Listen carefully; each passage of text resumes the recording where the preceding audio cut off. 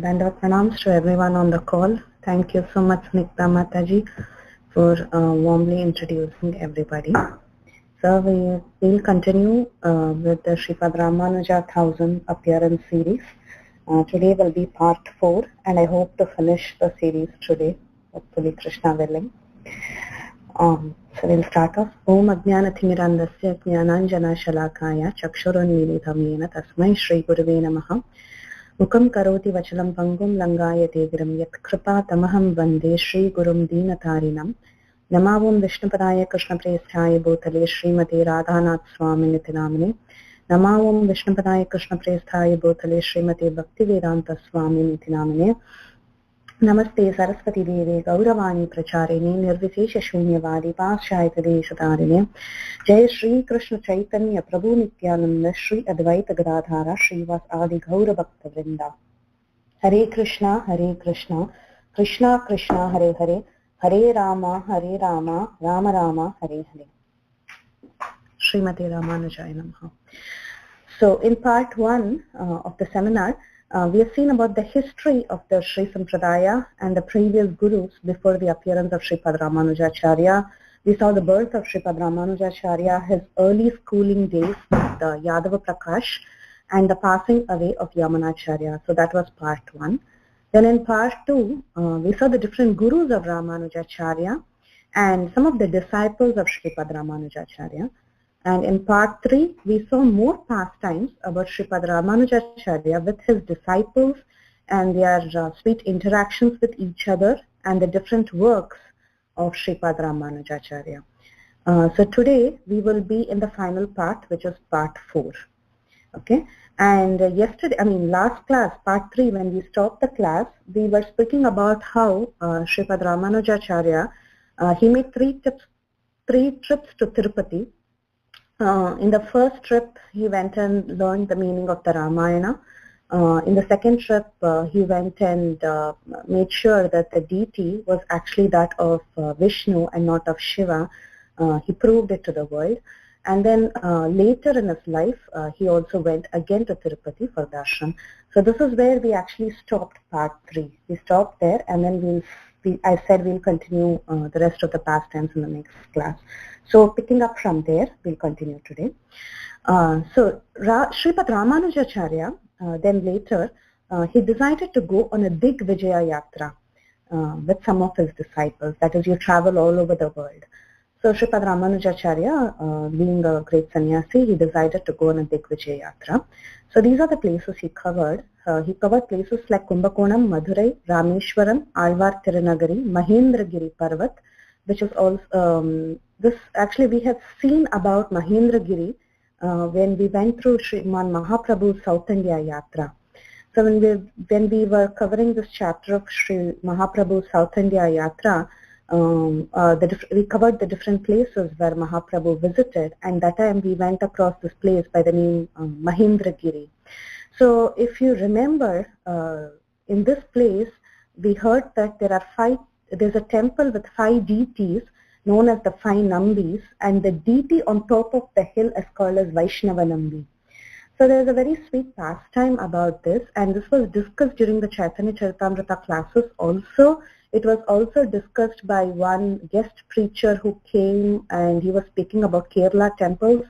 This was arranged by Lalitangi Mataji. At that time also similar pastimes were seen. So I'll just lightly say a few words about this, because Sripad Ramanujacharya stopped here for a while, and there was a very nice interaction that happened between the deity and Sripad Ramanujacharya. So when Sripad Ramanujacharya, he went to this place known as Mahendragiri Parvat, which is also called as Tirukurungudi. There he saw that there were 5 deities, and the deity on top of the hill was actually very, very happy to receive Sripad Ramanujacharya. So the deity spoke to Sripad Ramanujacharya and asked him about the secret of his preaching success. So the deity said, I tried to preach to the world by giving the Bhagavad Gita, because Krishna came and gave the Bhagavad Gita. So the deity was talking to Ramanujacharya saying, I came here and I gave the Bhagavad Gita, but no one really listened to me. Not many people really changed after I spoke the Bhagavad Gita. But after you came, you have created so many disciples, So how is it that you are so easily spreading this message of Krishna consciousness? This is the question that the deity was asking Ramanujacharya. So Ramanujacharya replied, so you want to hear how I am, spreading the message of bhakti? So if I have to tell you the secret, you sit down like a disciple and I will sit on the asan like a guru and I will teach you. So the deity agreed, okay, you can take the asan, you can sit and you can tell me the secret. So Sripad Ramanujacharya, he sat on the asan and he said, so, oh Krishna, you said, Vasudeva Sarvamiti, I am great. In the Bhagavad Gita, you told about yourself and you gave the message. At that time, what people think, they think that, oh, he's talking about himself. So the minute people think the Lord is talking about himself, nobody listens to him. But when I came, I said, oh, the Lord is great. I said, oh, he is great. The Supreme Lord is so great. So people listen to me. The point Ramanujacharya was trying to make is that when Krishna came and said that I am great, no one listens because they are thinking, oh, Krishna is talking about himself. But when an Acharya comes and says that, oh, this is the Supreme Lord, he is the ultimate truth, you should listen to him, then the whole world will listen to him. So like the Sripad Ramanujacharya explained to the deity of this temple as to how once people hear from an Acharya, they automatically listen. So when Vaishnava Namdi or this deity heard this secret, he became very, very happy and he said, hereafter even I will be your follower and I will be known as Vaishnava Namdi. Hence he got the name of Vaishnava. So this is a very sweet story, and the story was also discussed in some of the previous classes when we were seeing about Sriman Mahaprabhu's South India Yatra. Now, after this incident happened, even to this day, if you go to this temple, the deity calls himself a Vaishnava, and also there's a beautiful deity of Sripad Ramanujacharya where he takes the position of an Acharya for the deity, or he takes the position of Acharya of the Lord. So it's a very nice place. It borders Kerala and Tamil Nadu. It's a very beautiful scenic temple. We've seen a lot of pastimes about this temple. I don't want to repeat the whole thing, so we'll continue further.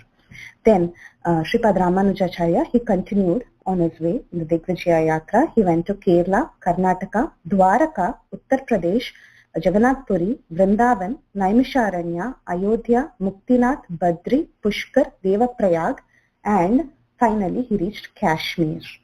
Now, this is a very nice turning point in Sripad Ramanujacharya's life. So when he went to Kashmir, in Kashmir, there is a very beautiful library called as the Saraswati Bhandar.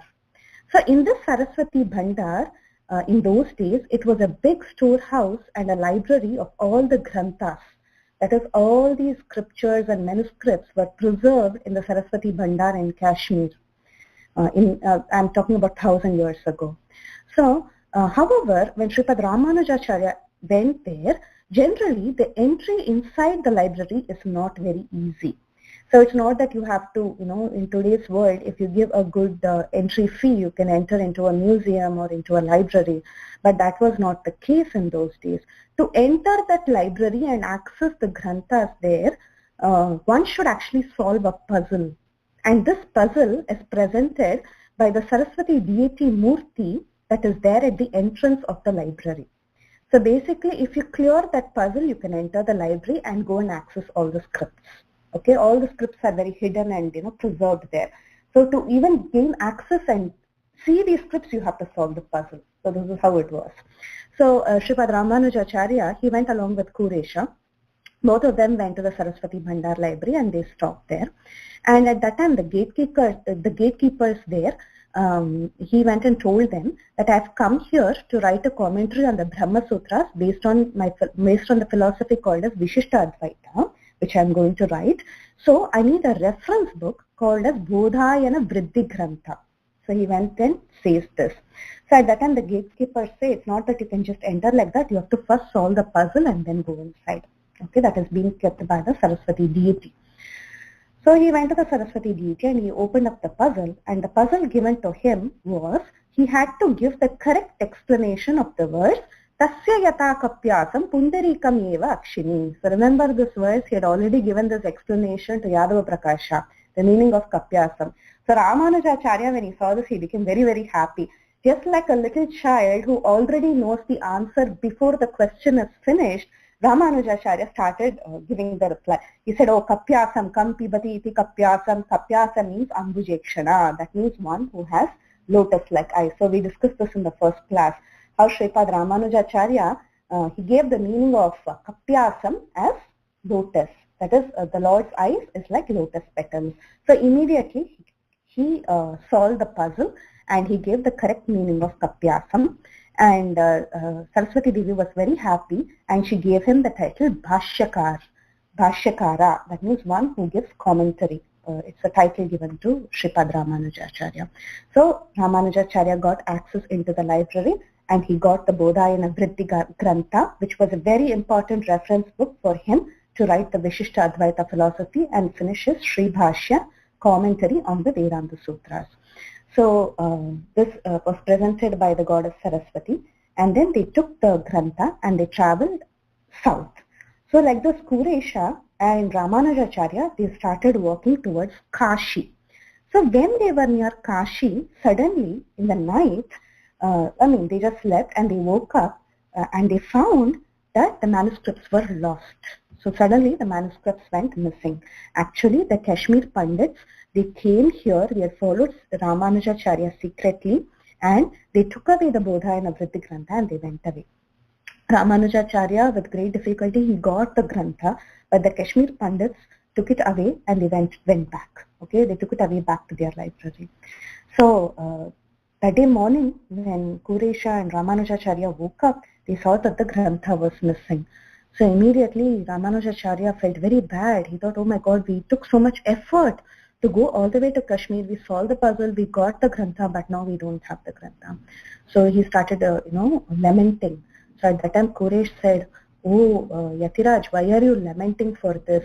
Don't worry. In these 3 days, while you were sleeping, 3 nights had passed by the time they had reached Kashi. In these 3 nights, while you were sleeping, I memorized the entire thing. So when Kuresha said this, Ramanujacharya became very happy.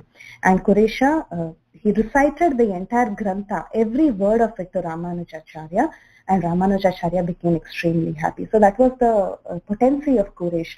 If he read something once, he could retain it in his memory forever. So he didn't have to read it again and again. Just reading it once, he had a computer-like memory. So then Kuresh and Ramanujacharya, they walked all the way towards south, and then they reached Srirangam. Now after that, holding the teachings of Nammalvar in his mind, remembering whatever he had learned from his Guru Mahapurna, Sripad Ramanujacharya wrote the entire commentary of the Brahma Sutras with the help of Kuresha. And his Bhashya came to be known as Sri Bhashya, which is a commentary on the 555 verses of the Vedanta Sutras, beginning with Atatho Brahma Jijnasa. Now again, this number depends, sometimes it's numbered as 555, sometimes 545. So it depends on how the verses are arranged. So these are the Vedanta Sutras which begin with Atatho Brahma Jijnasa. And Sripad Ramanujacharya finished writing commentary. He didn't finish, he finished writing most of his Sri Bhashya. You can say about 3/4 of the Sri Bhashya work was complete. Remaining quarter was still remaining. So this incident happened. Now, so life continued in Srirangam. And you might have all heard about the 12 Alvars. The 12 Alvars are, you can say they are the very founders of the Sri Vaishnava Sampradaya. And in these 4 parts, we have seen only about one particular Alvar known as Nammalvar. We didn't see much about the 11 Alvars. But among those 11 Alvars, among the total 12 Alvars, there is one woman who's an Alvar, a lady Alvar, and her name is Andal. You might have heard of this name. She was a great devotee, and also she was an incarnate of Bhumi Devi. So this Andal or Kodai, who's an incarnate of Bhumi Devi, she wrote very, very beautiful poems, which is called as Tiruppavai. It is still recited in South India in many places. It's a very famous set of poems in the month of December during the time of Katyayani Vrata. At that time, we follow Katyayani Vrat in Vrindavan, right? So the same thing is followed in South by reciting the works of this lady Alvar, known as Andal. Okay, so these works of Andal were always Sripad Ramanujacharya's favorite. He would always keep reciting those poems in his mouth all the time. So Sripad Ramanuja's favorite, all-time favorite were these poems. So like the Sripad Ramanujacharya, he was reciting these works in his mouth all the time. And once he was walking towards the house of his guru Mahapurna. Mahapurna was also staying in Srirangam with his wife and child. So he was walking towards the house of Mahapurna one day. And while he was reciting this poem, the poem goes like this. It says, "O beautiful girl who is with Krishna in his house, please come and open the door. You have beautiful hair which is very fragrant, and your fingers are very, very tender, and your hand is adorned with bangles." So this is the poem that Sripad Ramanujacharya is reciting. He is reciting the poem of Andal, and he is walking to the house of Mahapurna. Okay. So in that poem, Andal is calling out to a particular gopi who is sitting with Krishna inside his house, and she is calling out that gopi to come out and open the door for her so that she can also enter and go and have darshan of Krishna. So this is what Andal has written in the poem. Now Sripad Ramanujacharya is reciting this poem and he is walking towards the house of Mahapurna. So like this, he walks towards the house of Mahapurna and he goes and he is knocking the door. While he is knocking the door, Ramanujacharya is reciting, "O girl with beautiful fragrant hair." Okay, he's saying like this, the daughter of Mahapurna who hears the knock is coming towards the door to open the door for Sripad Ramanujacharya to enter. So she has very beautiful hair, and when Sripad Ramanujacharya is chanting this verse, saying, "O girl with beautiful hair which is very fragrant," Ramanujacharya is able to smell that fragrance because this little girl who's Mahapurna's daughter, known as Aturai, is coming. Okay, so while he's saying that, he's smelling the hair. Then he says, "You have beautiful tender fingers." At that time, he feels the knob of the door is being opened by a small person, by a small girl with tender fingers. Then he says, "Your hand is adorned with bangles." He's able to hear the sound of the bangles while she's opening the door. She opens the door. Ramanujacharya looks at her. He thinks that he's actually witnessing the entire poem of Andal, and he's seeing the gopi in front of his eyes, and Ramanuja faints. So because he's overwhelmed by emotion, he literally sees the poem of Andal coming alive in front of him in the form of this little girl by the name Atturai, who is the daughter of Mahapurna. Seeing this scene, Ramanuja faints and he falls down with his tridanda. I was telling that Ramanujacharya was extremely tall. He was almost 8 feet tall according to some references. So imagine this 8 feet tall personality is falling down with his tridanda. He just faints flat. So seeing this scene, this little girl, Aturai, she doesn't understand all this. So she sees this and she starts crying. She's like, "Oh my God, uncle came to the house and he fell and he's fallen now, fainted. I don't know what to do." She goes running to her father and she tells Mahapurna that, "See, Ramanujacharya came and he fainted." So at that time, Mahapurna very calmly said, "Don't worry, he would have said the poem of Andal, and that's why he's fainted, because he would have seen that the poem of Andal was coming alive in front of his eyes. So in ecstasy, he's fainted, nothing to worry." Then Aturai was like, "How are you so confident about it?" So at that time, Mahapurna says, "This is not something new in our Sampradaya. Previously, even Yamunacharya fainted for the same verse. So I'm not surprised if Ramanujacharya is going to faint thinking about the same verse. And that way you went to open the door." So immediately he has connected the two and he has fainted. So once this little girl, this little girl Atturai, she got married. In those days, girls used to get married at a very small age. So she was a very, very young girl, say about 6-7 years old, and she got married. And when she went to her mother-in-law's house, her mother, she didn't know how to do a lot of housework because she's a small girl, right? She didn't know how to wash the dishes or do the clothes, clean up the clothes, and she needed a helper basically. So at that time, her mother-in-law told her, "Oh, Atturai, if you see, it is your duty, you're the daughter-in-law and you've come from the house of Mahapurna. So if you need someone to help you with this work, you should go and get a helper from your father's house. That means you go and ask your father to send a helper with you." So this little girl, Aturai, she comes crying to her father's house and she says, my mother-in-law told me that I can't go back to the house unless I bring a helper. So please give me a helper. She goes and she complains to her father, who is Mahapurna. Now Mahapurna is the guru of Ramanujacharya. So like this, when little Aturai goes and complains, then Mahapurna says, for us everything is Ramanujacharya. Whatever we want, we go and ask Ramanujacharya, and Ramanujacharya provides us. So even if you want a helper, you please go ask Ramanujacharya. I don't have the facility to provide a helper for you. So immediately this little girl Aturai, she goes running to Sripad Ramanujacharya. Ramanujacharya is giving a class on the Brahma Sutras in front of many of his disciples. Hundreds of disciples are seated and Ramanujacharya is giving a class on Brahma Sutras. So at this time, this little girl Aturai comes running and she says, uncle, I want a helper. Can you please send me a helper? Without a helper, I can't go back to my mother-in-law's house. So when she says this, Ramanujacharya, it's not like he says, why did you come inside and disturb my class? He doesn't say that. He just smiles and he looks around in the assembly of his disciples to see who would be the best person to become a servant of Aturai. So he looks around and his eyes fall on Dasarathi. Dasarathi again is the nephew of Sripad Ramanujacharya and also a very great disciple of Sripad Ramanujacharya. So when his eyes fall on Dasarathi, Dasarathi immediately gets up and he says, yes, I will be the servant of Aturai. He goes with Aturai to her mother-in-law's house and he goes and does all the housework there. So like the 6 months pass by. Dasarathi is cleaning pots and he's washing clothes and he's taking care of all the household chores. That great scholar Dasarathi, who's one of the best disciples of Sripad Ramanujacharya, is now doing household work in the house of Aturai's mother-in-law.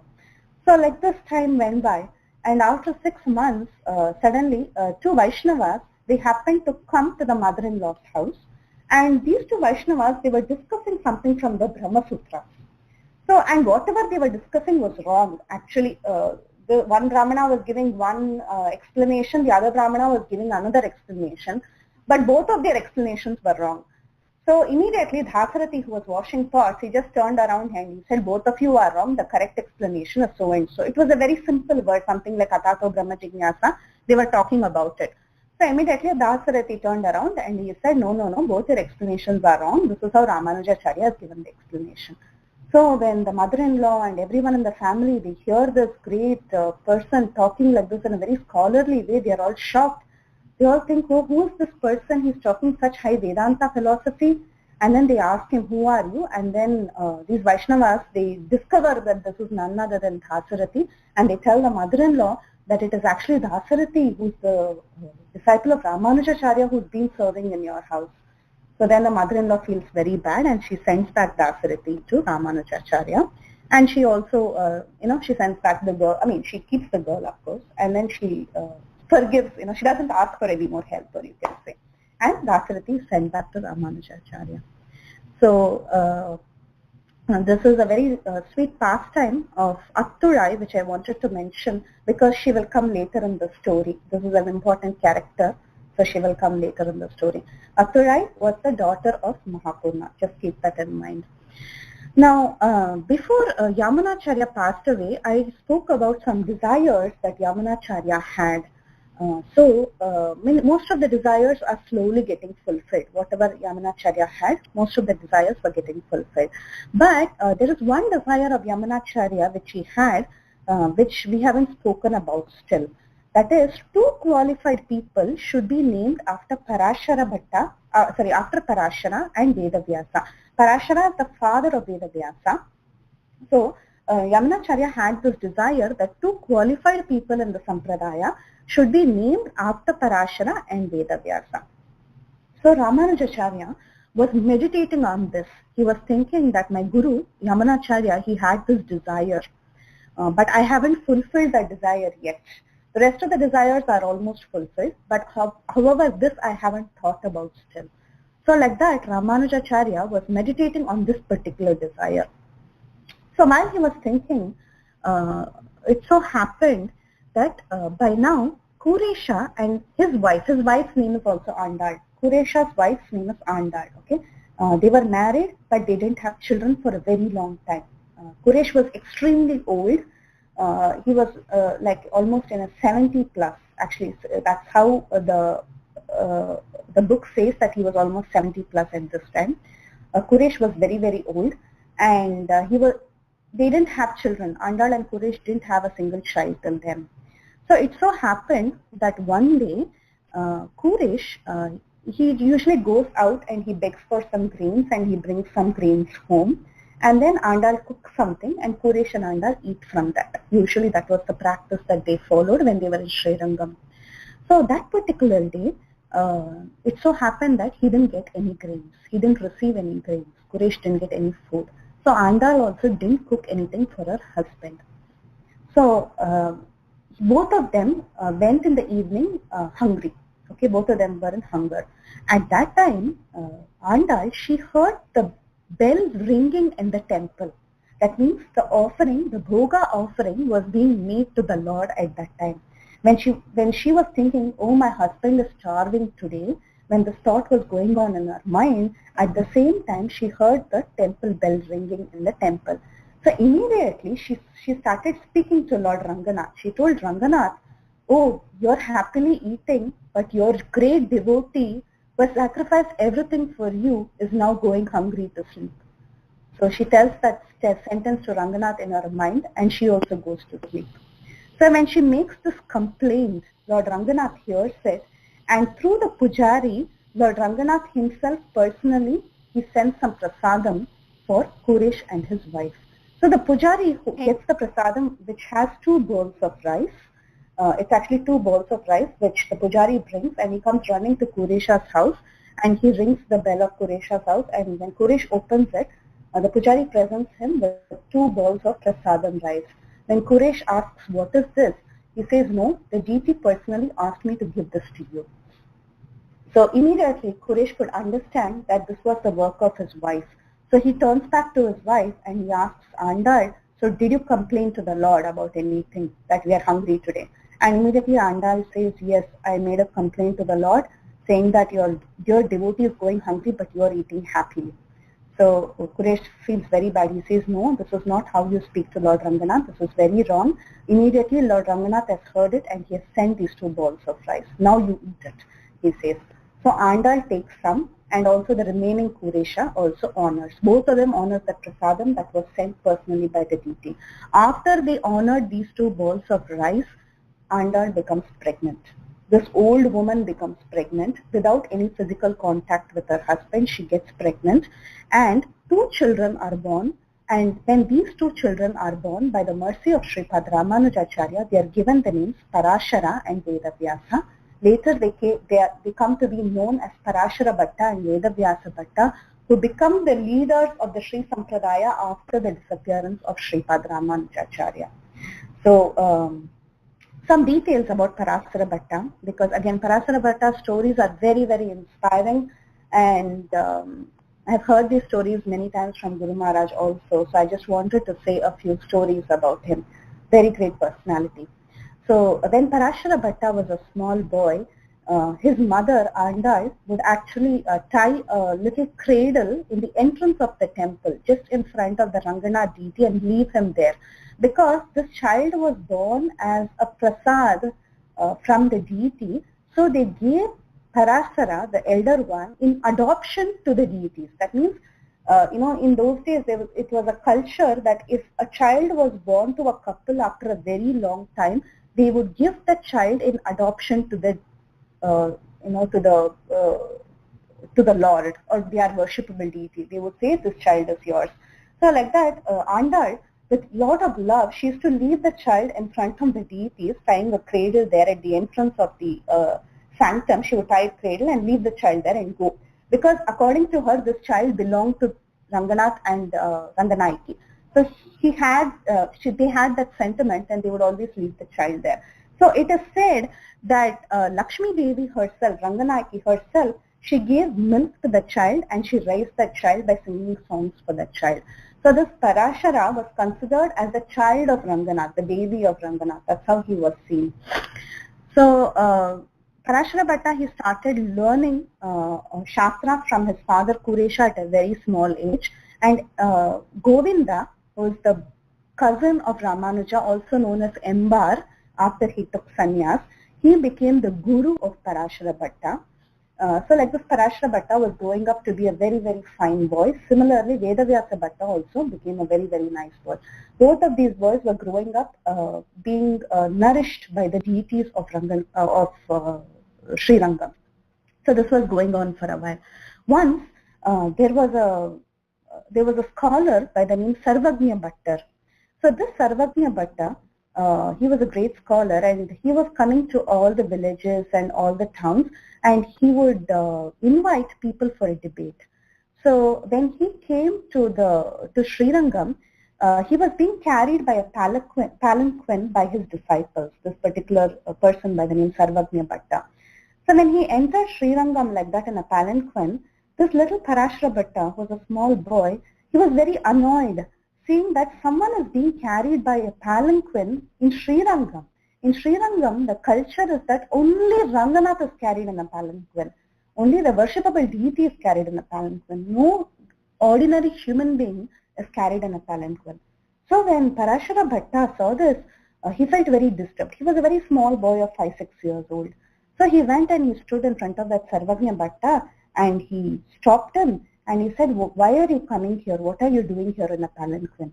So the disciples of Sarvagnya Bhatta, they explained to Parashara that this is the great Sarvagnya Bhatta. He has come to challenge all the scholars in Sri Rangam, and he wants to have a debate with everyone. So at that time, Parashara Bhatta says, "Who are you to come and debate with the scholars of Sri Rangam? This is a place where Sripad Ramanujacharya is there. You have no qualification to come here. First answer my question, then you can go inside Sri Rangam and debate with others." So the scholar asked, "So what is your question? Let me first defeat you." So at that time, Parashara Bhatta, he takes a handful of sand and he looks at Sarvagnya Bhatta and he says, "Tell me the number of grains that is there inside my hand." So at that time, Sarvagnya Bhatta is totally perplexed and he's like, "How am I to count the number of grains in your hand?" So he doesn't have an answer to the question asked by Parashara Bhatta, and he admits that he's defeated. Then Parashara Bhatta explains that you don't have to say you don't have to count the number of grains in my hand. The answer is very simple. All that you have to say is that I have a handful of grains in my hand. See, it's like, you don't have to say you have 10 million thousand grains in your hand. All that you have to say is whatever you're holding is one fistful of grains. That is the answer that he's supposed to give. So like that, Parashara Bhatta explains to the scholar, and the scholar is defeated. Then once, this little Parashara Bhatta, who's a small boy, he enters the sanctum where the deities are there, and at that particular time, the curtains were closed. So the deities were taking rest. Ranganath and Goddess Lakshmi, both of them were taking rest inside. So at that time, this little boy, he was just exposed to thinking always that the deities are his parents. He also knew that Kuresh and Andal were his parents, but he was always around the deities. So one day he just ran inside the sanctum when the curtain was closed. Okay, just imagine this happening. A little boy runs inside when the curtains are closed. So at that time, the deity got a little disturbed. Ranganath got disturbed and he tells him, "Oh, what are you doing? Don't you know that when the curtains are closed, you're not supposed to enter?" He says that to little Parashara Bhatta, and Parashara Bhatta immediately says, oh dear Lord Ranganath, please forgive me," and he runs out. "I did a mistake, I shouldn't have entered," and he runs out.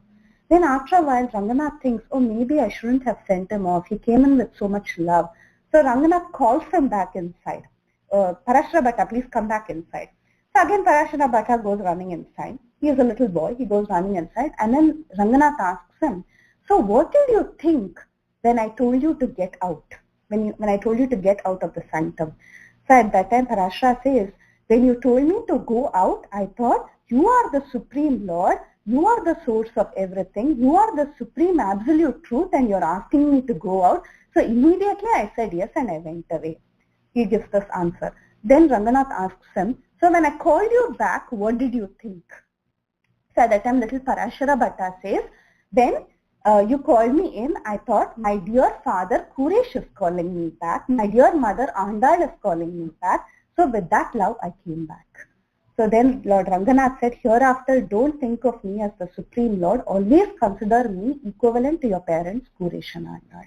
So this was a very sweet pastime of how Parashara Bhatta was very, very dear to Lord Ranganath, just like his own son. Then, as later when he grew up, now this is not, this is the time after the disappearance of Sripad Ramanujacharya, because at this time Parashara Bhatta was the leader after the disappearance of Sripad Ramanujacharya. There is one more pastime which I wanted to tell, which talks about the greatness of Parashara Bhatta. So once when Parashara Bhatta was standing in front of the deity of Ranganath, when he was grown up, he was singing prayers in front of Ranganath. At that time, a particular dog had entered the temple. So when the dog had entered a temple, usually what they do is they do a small purification ceremony, because animals generally are not allowed to enter into purified places like temples. So by mistake, a dog had entered the temple and the pujaris were doing a purification process in the temple. So when Parashara Bhatta entered the temple to offer prayers to the deity, at that time he asked the pujaris what they were doing. So at that time the pujaris said, actually a dog entered, so we are doing a small samprakshana. Samprakshana is just a cleansing ceremony. So at that time, with great humility, Parashara Bhatta goes in front of the deity and he says, they are doing this purification ceremony because a dog entered, but I enter your temple each and every day, but no purification ceremony is done.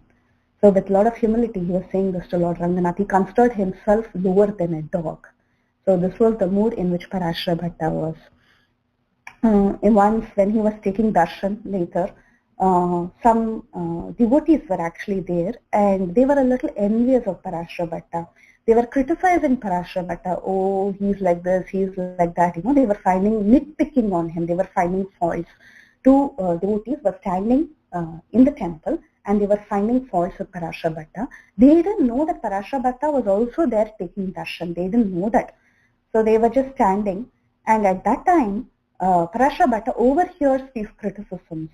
So very happily, Parashara Bhatta, he goes and he takes a cloth and honors the two devotees and he gives them prasad and garlands and everything. And then Parashara Bhatta says, there are two things a Vaishnava must do. One is he must glorify the Lord with all his heart. He must continuously glorify the Lord. The second thing a devotee must do is he must lament for his own faults. He must introspect and lament for the faults that he is doing. I was always engrossed in glorifying the Lord. I never thought about my faults, but today you both have done me a favor, so I pay my obeisances to you. He says that and he honors these two Vaishnavas. So that was the great nature of Parashara Bhatta, who was the son of Kuresh and Andal. Now we'll continue the story of Sripad Ramanujacharya. So it so happened, time was again in Srirangam, everything was going on well. Parashara Bhatta and Vedavyasa were growing up to be very nice boys. Kuresha had sons. All this was going on. So one day, there was some rumor in the town that Mahapurna has done something wrong. There is something wrong, big mistake Mahapurna has done. So what was this mistake, that so-called mistake that Mahapurna had done? So we'll see that a little bit.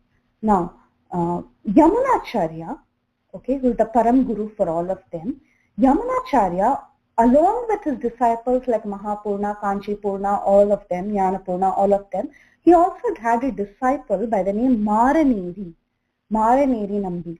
Now this Maraneri was not a Brahmana. He was from a lower Varna.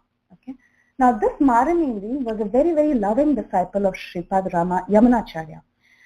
Maraneri was about to die. This was what had happened that day. He was about to die, and before he died, he called his godbrother Mahapurna, and he told his godbrother Mahapurna, dear Mahapurna, you're very close to me. I am from a lower Varna, but still you always consider me like your brother. I am about to give up my body now. I don't want my body to be taken up by my relatives. I don't want them to do the final rites, because they this body has served the lotus feet of Ramanujacharya. I don't want non-Vaishnavas to touch my body. This is what Maharaneri says, and he dies. So when he died, Mahapurna was next to him. So Mahapurna decides to do the final rites for Maharaneri. So he goes and he does the final rites for his god brother. He takes bath in the Kaveri and he comes and he closes the door. So whatever activities that Mahapurna had done was witnessed by some people in the town of Srirangam, and they went and reported to Ramanujacharya saying, oh, you talk so great, you say that Mahapurna is so great, but actually Mahapurna, you know what he did? He went and did the final rites of a person who does not belong to his Varna, who has no relationship with him. So what do you say about this? Isn't this wrong? So they went and asked Ramanujacharya this question. So Ramanujacharya said, okay, you have this doubt in your mind, is Mahapurna doing the right thing? Okay, you all come with me. Let's go to the house of Mahapurna and ask him about why he did this. So Ramanujacharya, along with these people who were finding faults with Mahapurna, they all went to the house of Mahapurna and they knocked the door. Now Mahapurna had just finished the final rites and he had closed the door. He opens up the door when he sees Ramanujacharya with all the disciples. So he opens the door and he asks Ramanujacharya, what happened? Why have you all come here? So at that time Ramanujacharya says, we heard that you have done the final rites of Maharaneri, who is not from a higher Varna. So we want to know why you did it and whether your actions are right or wrong. He says, Ramanujacharya says this, then he looks back at his disciples, again he turns front, he looks at Mahapurna and he says, I am not asking this question, these people want to know the answer. He says that and he stops. So at that time Mahapurna, he gives a very beautiful answer. He says, Jia, dear Maharaj, a vulture by the name Jatayu's final rites were done by Lord Ramachandra. If Lord Ramachandra did something wrong, whatever I did is wrong. Yudhishthira, Dharmaraja, he did the final rites of a Dasi Putra by the name Vidura. If he did something wrong, then what I did is wrong. I am neither greater than Rama, nor is this Maharaneri Nambi smaller than Jatayu. Don't we have to implement what we preach? We have to be practical about our teachings. We just cannot preach and sit back and not implement whatever we preached. Our teachings are that we should be humble and we should not see such differences among people. We are openly preaching this, but shouldn't we put at least 1% of this in practice? So this is the answer that is given by Mahapurna, and Ramanujacharya is so happy, and he turns back to his disciples and the other people who had made complaints, and he tells them, this is the answer. Now tell me what Mahapurna did was right or wrong. And then all the Vaishnavas and the disciples and the other people in the village, they kind of surrender to Mahapurna and they ask for forgiveness. So this is one nice pastime that happened with respect to Mahapurna. Then we have to see now a very, very important turning point in the life of Sripad Ramanujacharya. So this again, like the Srirangam, things were going on fine, everything was going good. All the devotees were having very nice Vaishnava association, the deities offerings, everything was very, very pleasant and going on very well.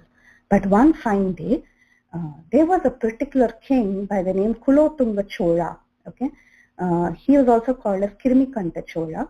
He was a great Shiva Bhakta, and during his reign, he had destroyed many, many temples, and he had stopped the worship of Vishnu in many temples. So this was going on in his area. Now this Kulotunga Chola, this great Chola king, he wanted to stop the worship of Vishnu in other places too. So he was sending out as soldiers in many places so that they could go and destroy the Vishnu temples and stop the service to Vishnu, and he wanted to make sure that the supremacy of Lord Shiva is established. This was his mission. Okay, this was the mission of this king. So one day he called out to his ministers and he asked his ministers, is there any way to completely wipe out Vaishnavism from south? Okay, this was the question asked by Kulotunga Chola. So at that time, this minister said, I have a plan and allow me to execute that plan so that Vaishnavism is completely eradicated. So what was the plan?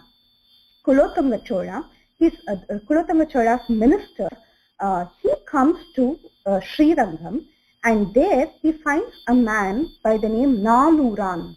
Now this Naluran was a disciple of Kuresh.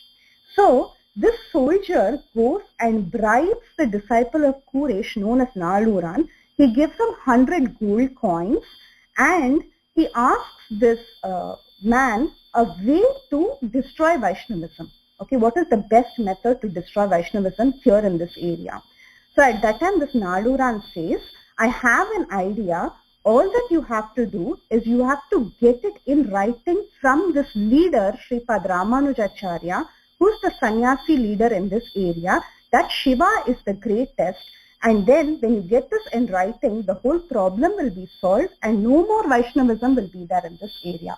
This is the idea given by a disciple of Kuresh. Imagine, he saw money, he saw 100 gold coins, and his mind was so much changed that he was ready to kill Ramanujacharya for this, okay, to receive those 100 gold coins.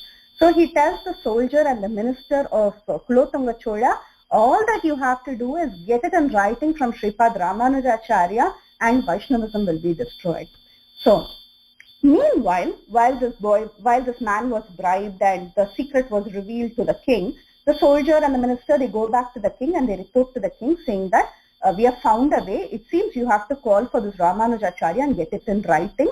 And once it is gotten in writing, the whole Vaishnavas, they are all following this one man. So if this one man gets converted to Shaivism, then the whole Vaishnavism will collapse. Okay. So this was the idea given to the king. So meanwhile, Ramanuja, he started hearing from different people rumors about this king by the name. Let me see. Very noisy.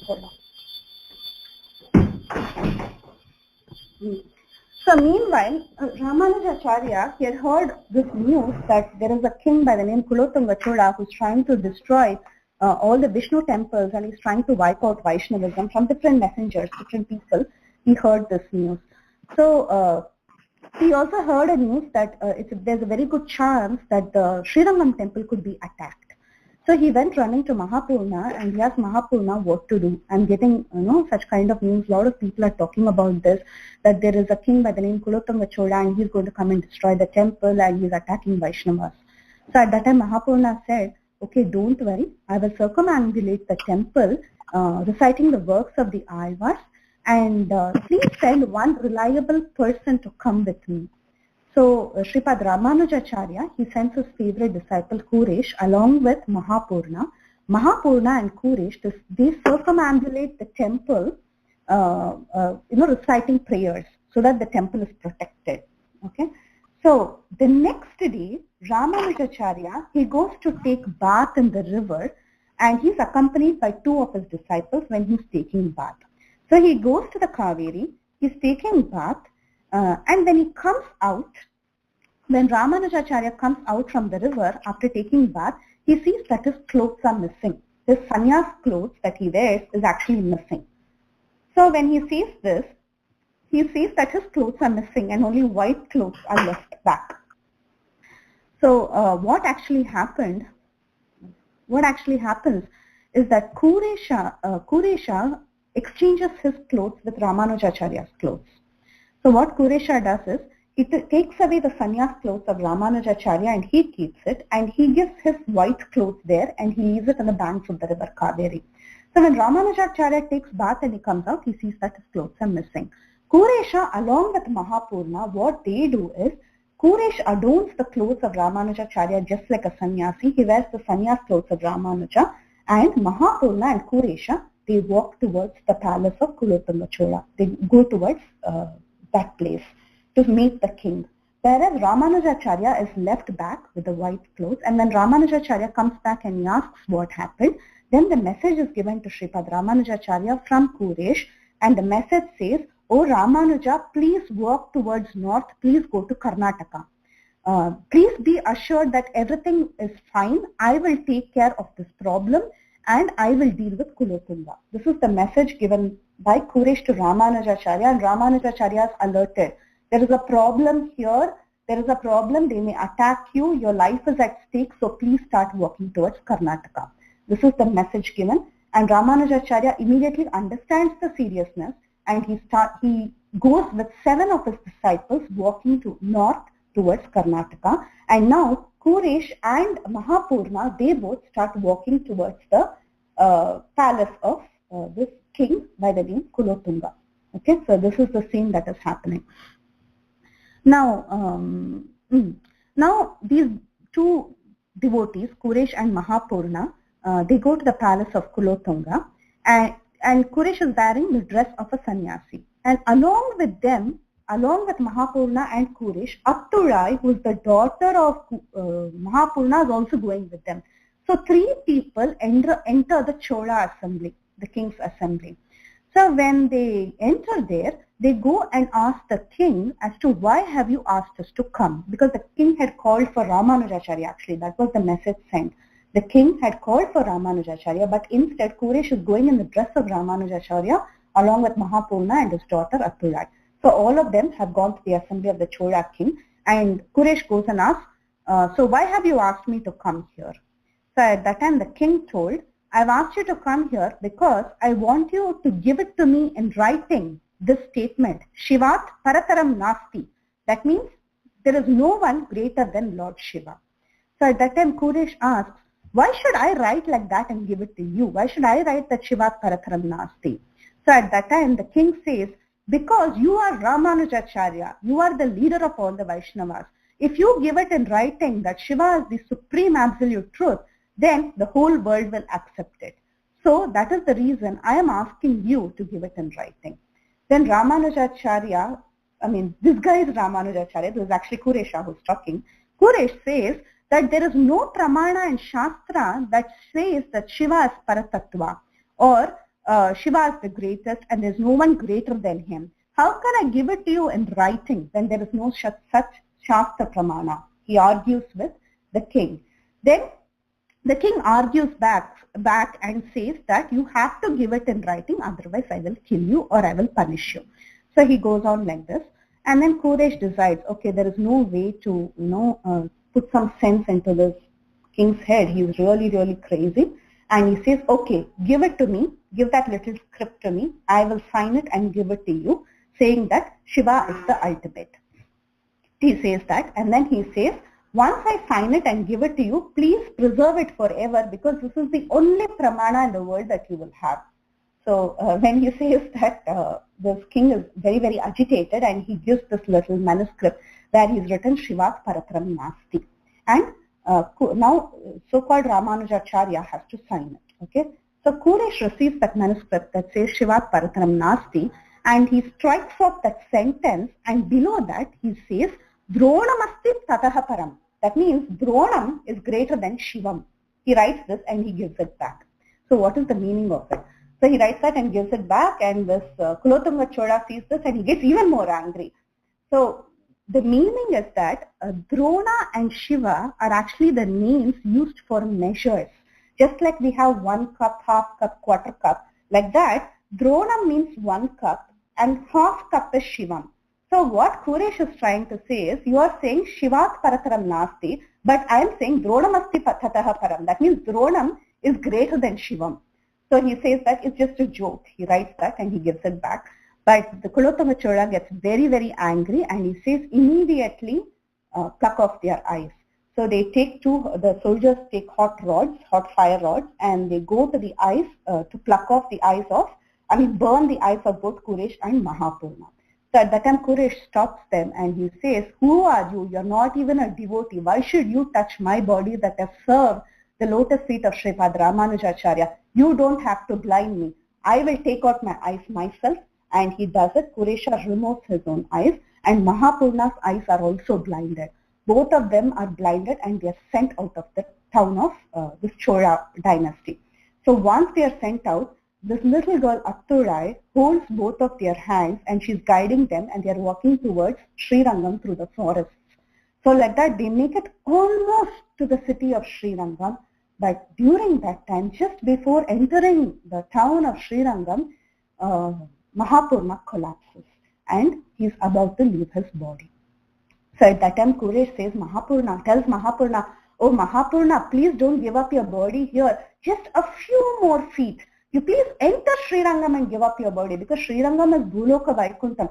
Definitely you will go back to the spiritual world. Please enter Srirangam and then give up your body. At that time, Mahapurna says, no, I will not enter Srirangam. Today, if I enter Srirangam and give up my body, it will be established that only if you give up your body in a holy dham, you will go to the spiritual world. That is not true. If you have taken shelter of a proper Acharya, that Acharya is sure to take you back to the spiritual world. This truth must be established. Hence, before entering Srirangam, I will give up my body. He says that, and Mahapurna gives up his body and he goes back to the spiritual world. And then Atturai and Kuresha, whose eyes are blinded, enter Srirangam.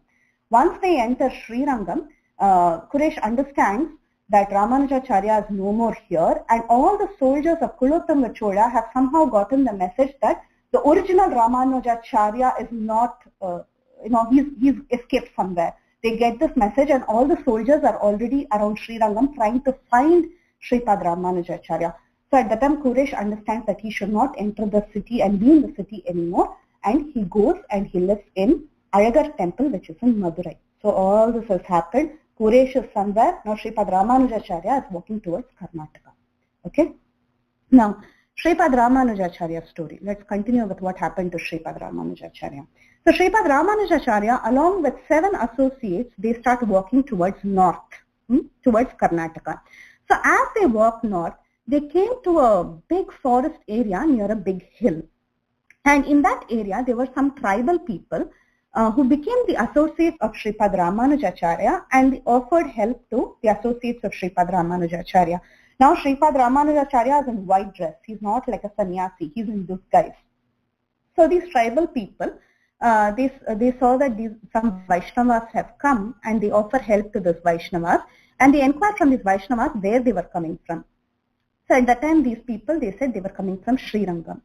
So these forest dwellers, they asked the associates of Ramanujacharya, oh, you people are coming from Srirangam.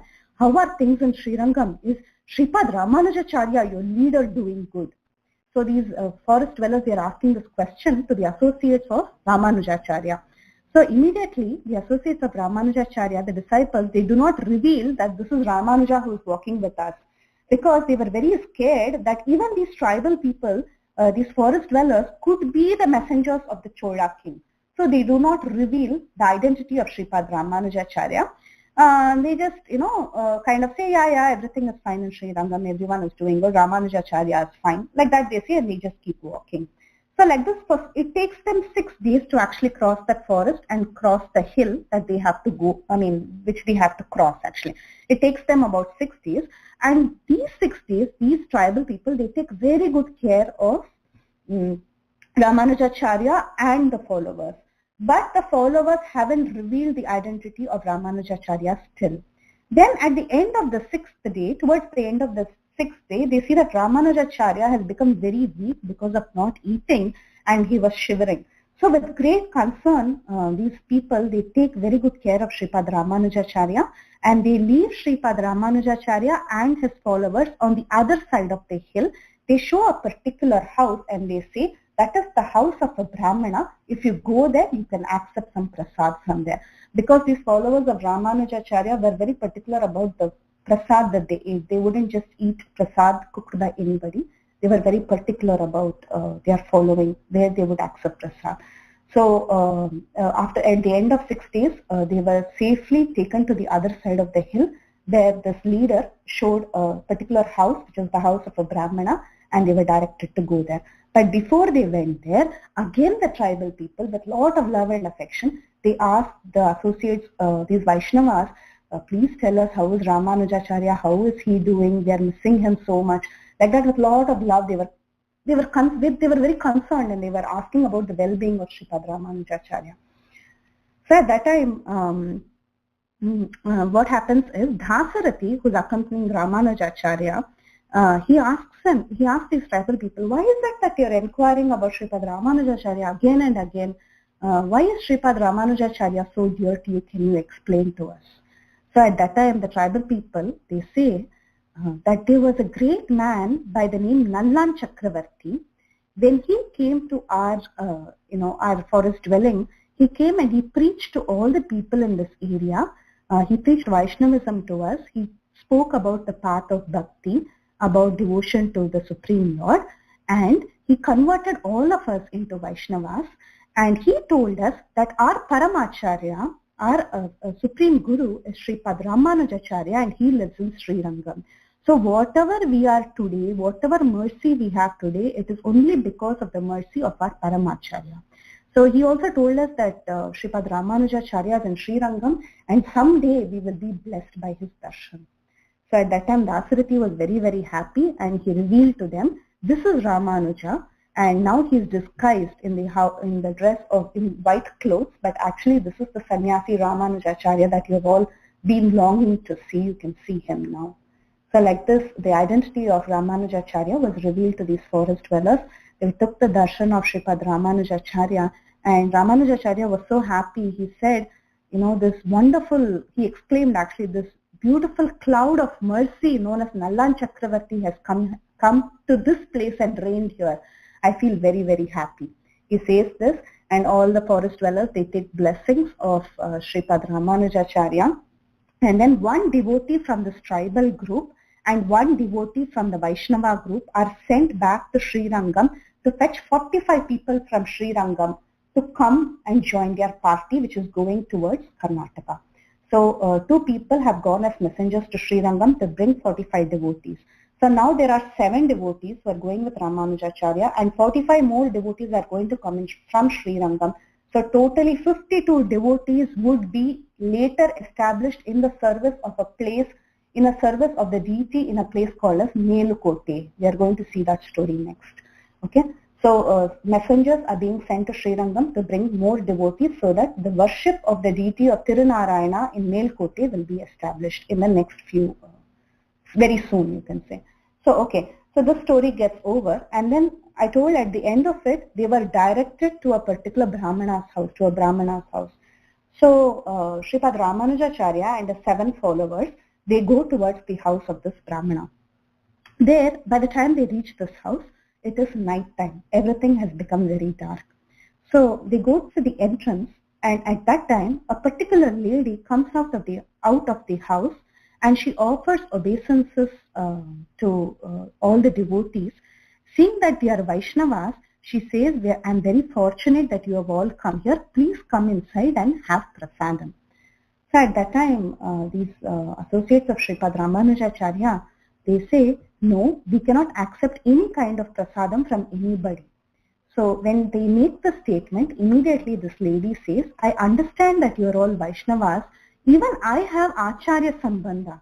Even I am also a disciple of a great Vaishnava Acharya, so you can accept prasad from my hands. Then they ask, who is it? Who are you a disciple of? At that time, this lady says, I am also a disciple of Sripad Ramanujacharya, so you can very well accept prasadam from me.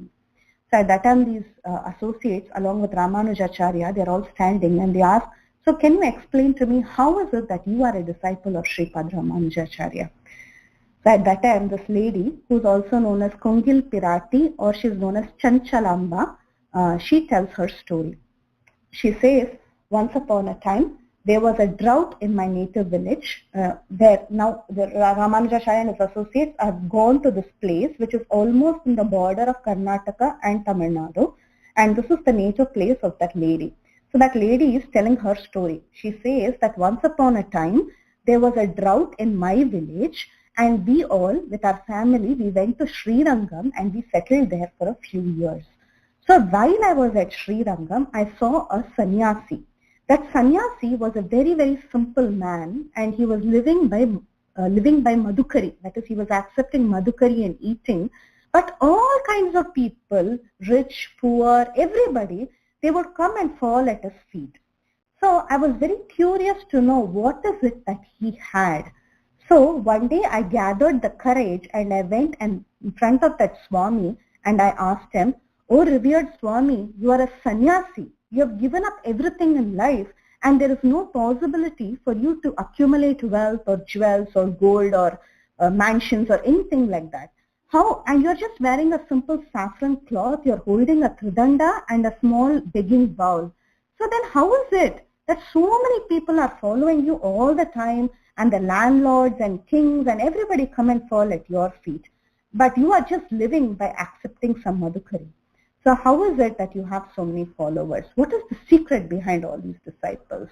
So at that time, Ramanujacharya, who's actually the sannyasi, he replied saying that, "Maybe I really have something. I just give them a mantra and all of them are becoming like this." So immediately the lady asks Ramanujacharya, "Will you be my acharya and will you give me that mantra diksha? Can I also please get the diksha from you?" So immediately Ramanujacharya arranges for her initiation and he initiates that lady immediately. And that lady becomes overjoyed and she offers her obeisances and she serves Sripad Ramanujacharya. After a few months, when the drought in her place was, kind of the situation in her place was getting better and things were getting better in her village, they decided to leave Srirangam and go back to her village. At that time, before leaving, this lady, she goes to Sripad Ramanujacharya's, ashram, and she asks him, she tells him that I'm leaving back to my village. I'm going back to my village. I'm leaving Srirangam now. So I've actually forgotten the mantra that you taught me and the meaning of the mantra. Can you teach it to me again? So she asks Ramanujacharya like this. So at that time, Ramanujacharya tells her, "Even if you ask me 100 million times, I will keep teaching it to you again and again. With all pleasure, I will give you initiation, teach you the mantra again." And he does it again. He teaches her again and she's very happy. And then she requests Sripad Ramanujacharya, "Can you please give me something which I can always cherish and keep with me?" So at that time, Sripad Ramanujacharya, he removes his sandals, that is his footwear, and his padukas, and he gives it to her. She takes it with a lot of love and she goes back to her village. So it is the same lady here who has the padukas of Sripad Ramanujacharya, who is receiving all the disciples of Ramanujacharya along with Ramanujacharya. Now Ramanuja is in disguise, so she is not yet found out that this is Ramanuja. And it is dark also, so she is not able to see things clearly. When she recites the story of how she was initiated by Sripad Ramanujacharya, they say, "Okay, we will accept prasadam from you." Then she goes inside to cook. At that time, Sripad Ramanujacharya says, "Go and check what she is doing inside." He just sends one disciple to go and check what she does inside. So this lady, she goes inside and she's cooking a very grand feast. She cooks very good prasadam and then she offers it to something. Okay, she's just offering it to something. And this disciple who's looking inside sees that she's offering it to something. He comes back and he tells Ramanujacharya that this lady, she went, cooked very nicely, but she offered it to something, but that something is not our Lord. She didn't offer it to Krishna, or she didn't offer it to the deity, the Supreme Lord. Then Ramanujacharya, here he says, "Is it so? Then go and ask her what she offered it to." At that time, this man also says, this devotee also says that she offered it to something that was black and long. It was black and it was very long. She offered it to that, but that is not our Supreme Lord. He says this. So then Ramanujacharya sends him again and asks him to go and see again and ask her what she offered it to. So he goes back to that lady and he asks her, "What did you offer it to?" So at that time, she brings out the padukas of Sripad Ramanujacharya and she says, "This is my worshipable deity. This is what I offer my bhoga every day to and I eat. Only after offering it to the padukas of my guru." She says that. So then they examine the padukas and then this devotee says, "So if you have seen Ramanujacharya, can you identify him?" So this lady says, "Yes, I can identify his lotus feet." Then this devotee holds a lamp in the dark and he says, "Sripad Ramanujacharya is amongst us. Tell us if you can identify his feet correctly." So she walks through the passageway where everyone is sitting, and exactly when she sees the lotus feet of Sripad Ramanujacharya, she identifies it and she says, this is the lotus feet I took shelter of, but this leg was adorned with sannyas clothes. I had seen it always with sannyas. For the first time, I'm seeing these legs adorned with a white cloth, she says. And immediately Sripad Ramanujacharya, he reveals his face. He lifts up the lamp and reveals his face. She sees Sripad Ramanujacharya in his lotus feet and she surrenders. She pays her obeisances and everybody is very happy. And they all accept prasad except Ramanujacharya. Ramanujacharya says, let all the disciples and devotees accept prasad, but I cannot accept prasad because you have offered it to my lotus feet. How can I offer cooked prasad that is offered to my own feet? I can only offer food or cook something that is offered to the Lord. So please bring some fruits and milk, offer it to the Supreme Lord and come and give it to me. I will accept the prasad. So immediately she picks some fruits, she gets some milk, she offers it to the picture of the Lord, and she comes and she gives it to Sripad Ramanujacharya, and Ramanujacharya eats. All the disciples eat and they take rest in the front yard of that house that night. But that night, what this lady does is, she goes and tells her husband that some Vaishnavas had come, but they did not honor prasadam. They went to sleep hungry. So immediately the husband asked, but I saw you cooking. So why didn't you give the prasadam to them? So that lady said, yes, I cooked very nicely. I did everything, but they refused to accept prasad from me because they heard that the head of the family, the husband, is not initiated. Okay, she says that and she sleeps. Then she tells her husband, we will sleep now, but next day morning, please go and get initiated by Sripad Ramanujacharya. Only then these Vaishnavas will accept prasad and we can save their lives. She says that. So she actually lies to her husband because she wants her husband to get initiated by Sripad Ramanujacharya. He had not yet surrendered to Ramanuja.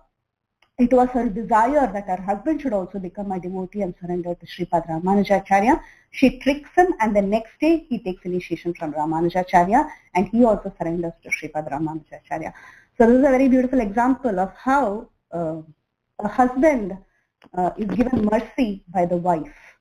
So this is a very beautiful story singing the glories of this beautiful devotee by the name Chanchalamba or Kungil Pirati. Now, should I proceed? It's past 1 hour. I still have a lot to finish. Or should we do one more session? Not a lot. I have at least say about half an hour more. I want your inputs if someone can answer. I think I muted some people. Hold on. I'll unmute. I'm okay, Mataji. I don't know about others. I think you should do another class, Mataji.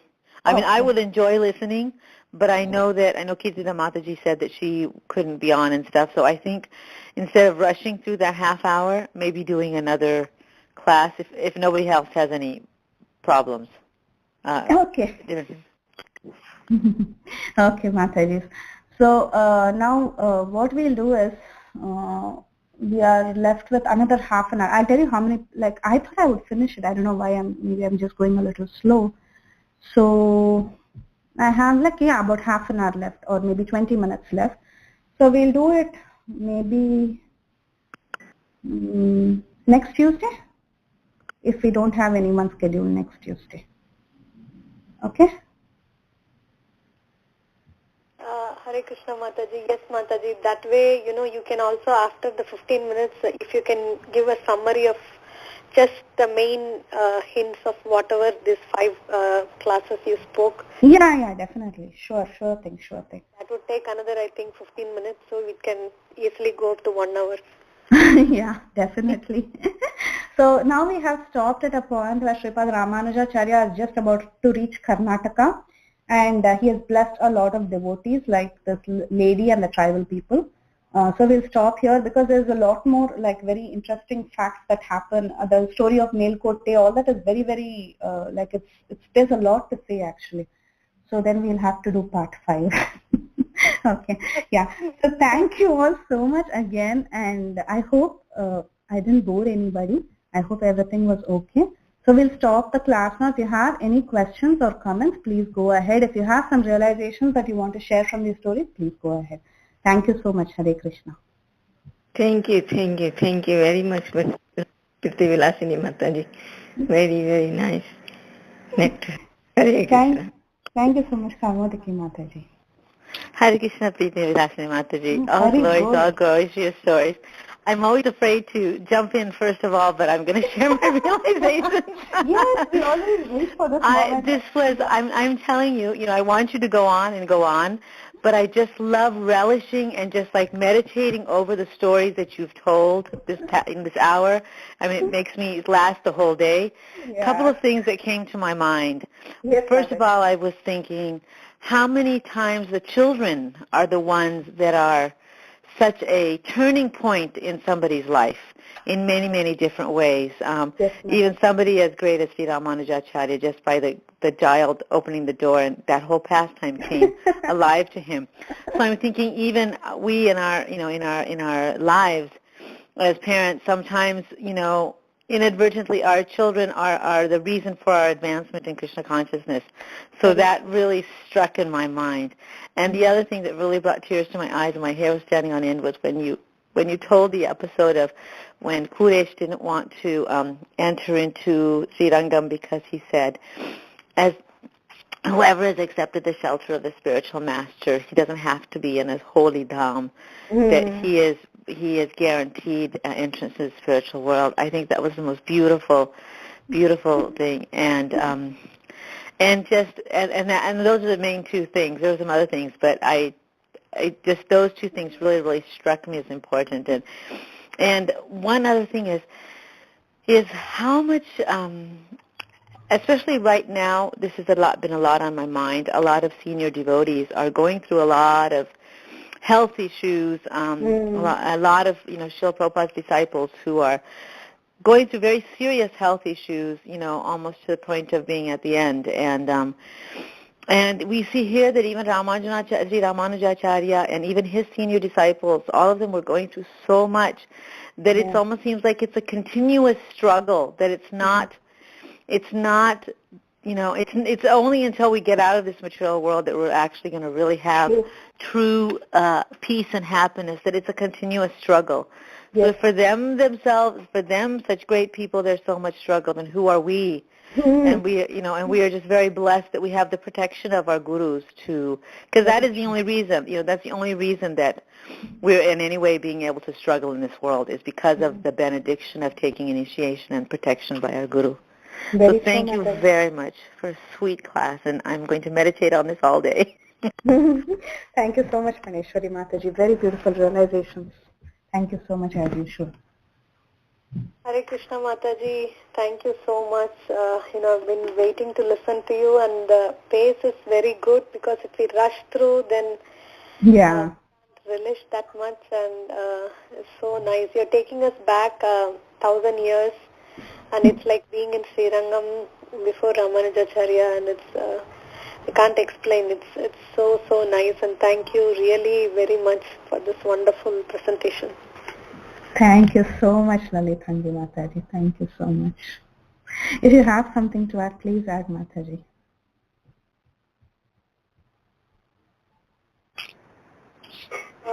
Everything is very nicely covered, Mataji. Very, very beautifully. You've been telling, and I really love to listen. Thank you so much. Thank you, Mataji. Hare Krishna Mataji, my humble obeisances are Guru Prabhupada and Guru Maharaj. Wonderful nectarian pastimes, Mataji. Thank you so much. I have a small request, Mataji. Can you create a repository for all these parts, Mataji? Yeah, you send in WhatsApp, Mataji, but I don't know how to save that one to the local or story team somewhere for the reference. Lot of parts are there, Mataji. My mind is, I need all the names because I love to say these pastimes to my daughter. So, Mataji. Please, if you have sent any Google links or upload to any link or something, Mataji, please share to me. Yeah, I will share. I will send an email to yours. Yeah, thank you. I think I have your email ID. Have I mailed you before, Mataji? I think I have, right? Yeah, so I'll have your email ID. I'll send it, Mataji. Shortly. Yeah. Thank you so much, Mataji. Thank you are you taking Srirangam, all the places. for this 1 hour we are out of this US and in India all the time. All your blessings, seeing all the dams. Thank you so much, Mataji. Thank you for your blessings. Thank you. Hare Krishna Mataji, Danvatnam. Thank you so much, Mataji. You present everything so nicely that it looks like everything is happening to our eyes. We can relish each and every pastime like this. We are a part of that. So thank you so much, Mataji. Thank you so much. We are really grateful to you, Mataji. Thank you so much, Pavitra Madhavi Mataji. You're so sweet, so nice of you, Mataji. Thank you so much.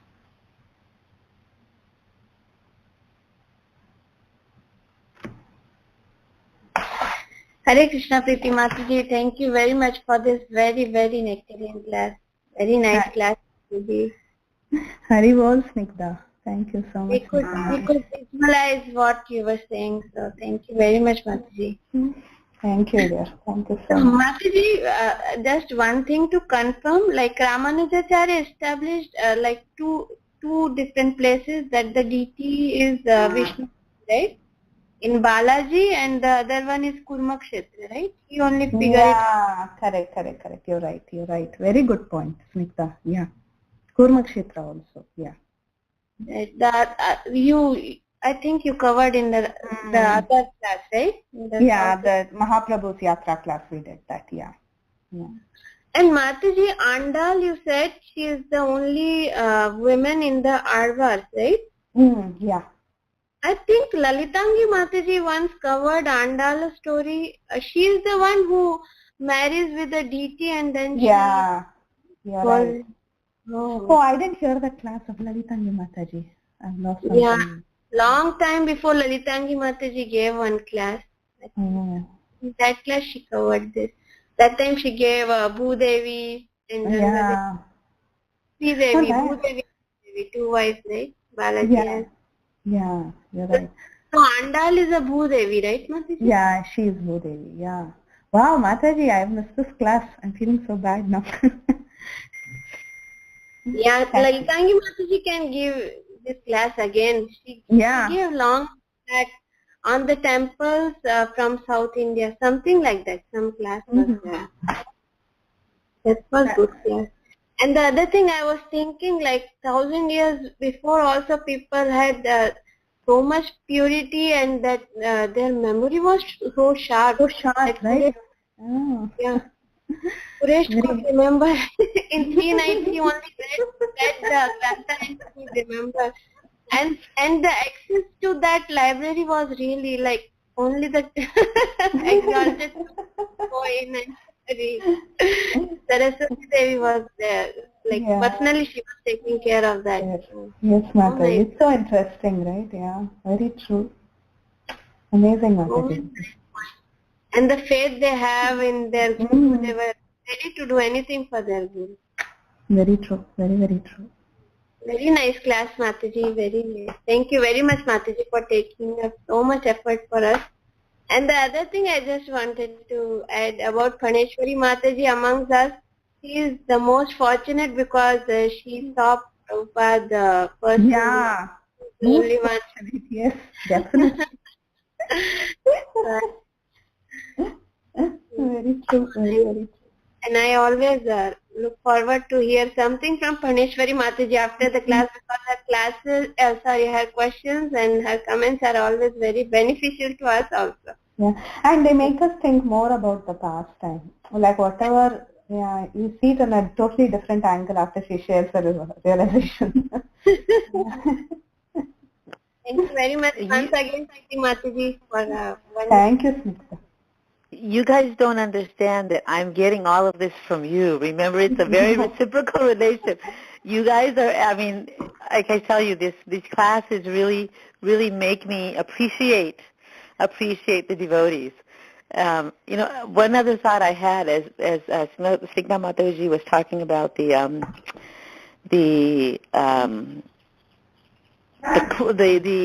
test that the Sri Ramanujacharya had to pass through to get to the Kashmiri library, right? And as you were relating that episode, it suddenly came to my mind, and I don't know if any of you guys are computer, whatever. I'm not.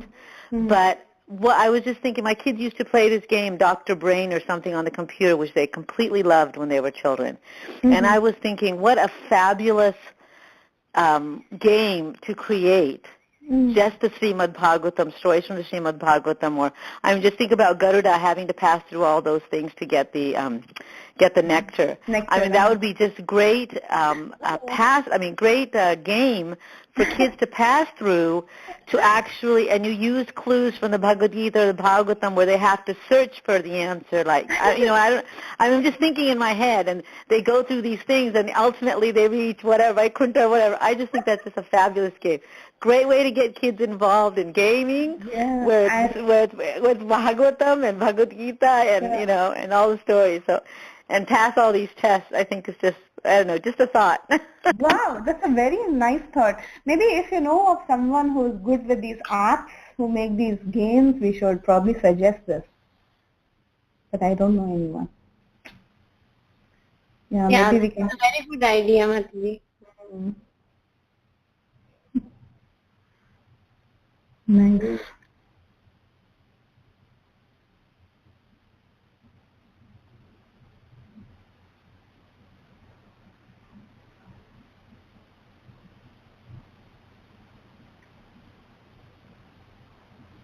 Anyone else wants to add anything? Okay, we can now end the call. Thank you all so much for your patience and for all the beautiful inputs and realizations. Very fortunate to be in all of your association. We can now end the call. Vancha kalpatarubhyascha kripa sindhu devacha patitanam pavanebhyo vaishnavebhyo namo namaha. अनंत कोटि वैष्णव वृंद की जय. नामाचार्य श्रील हरिदास ठाकुर की जय. श्रील प्रभुपाद की जय. Shripad Ramanujacharya glories की जय. All glories to the assembled devotees. Hare Krishna. Mataji की जय. अनंत कोटि वैष्णव. हरे Krishna. Thank you so much, Mataji, for this wonderful class. Hare Krishna. Hare Krishna. Thank you, Mataji. Hare Krishna.